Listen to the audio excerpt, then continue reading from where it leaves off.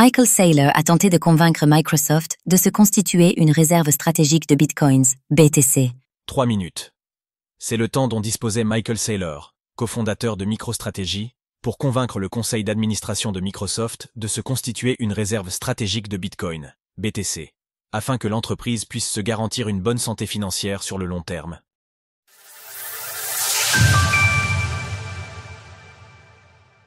Le cofondateur de MicroStrategy veut convaincre Microsoft de constituer une réserve de Bitcoin, BTC.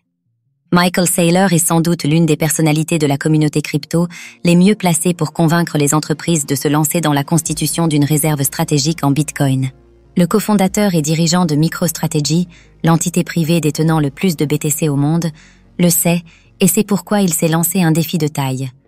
Convaincre Microsoft de se lancer dans la création d'une telle réserve. En octobre dernier, le Centre national de recherche sur les politiques publiques, NCPPR, entité actionnaire de Microsoft, avait présenté une mesure axée sur l'accumulation de Bitcoin pour assurer la bonne santé économique du groupe. Les actionnaires de Microsoft seront invités le 10 décembre à voter en faveur ou non de la création d'une réserve de BTC. Cependant, le conseil d'administration avait appelé à se prononcer contre cette mesure. Michael Saylor, intrigué par la position du board de la société, avait proposé à Satya Nadella, le PDG de la firme de Redmond, de se rencontrer pour discuter de la création de cette réserve. Cependant, le dirigeant du géant technologique avait décliné son offre.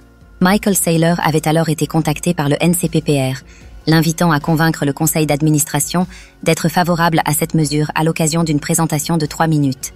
Ainsi, Michael Saylor a pu exposer ses arguments en faveur de la création d'une réserve stratégique de BTC devant les membres du conseil d'administration de Microsoft, dont fait partie Satya Nadella. Le maximaliste a enregistré cette présentation et l'a partagée sur X afin que tout le monde puisse la découvrir. Quels arguments ont été avancés par Michael Saylor? Durant sa présentation, Michael Saylor n'a jamais fait référence à MicroStrategy. Tout au long des 3 minutes, il s'est permis d'expliquer pourquoi Microsoft était obligé de se constituer une réserve de Bitcoin, étant donné qu'il était le meilleur actif que l'entreprise puisse posséder.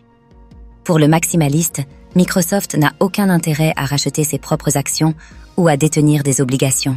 Afin d'étayer ses propos, Michael Saylor a évoqué la stratégie financière de Microsoft qui lui aurait fait perdre de l'argent au fil du temps.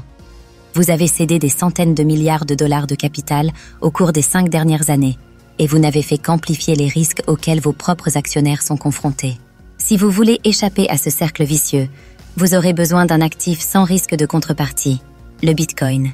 Selon les calculs du cofondateur de MicroStrategy, Microsoft pourrait augmenter le prix de ses actions de 584 $ et ainsi accroître sa capitalisation de 4 900 milliards de dollars dans les 10 prochaines années, s'il venait à convertir ses flux de trésorerie, ses dividendes, ses rachats d'actions et sa dette en Bitcoin.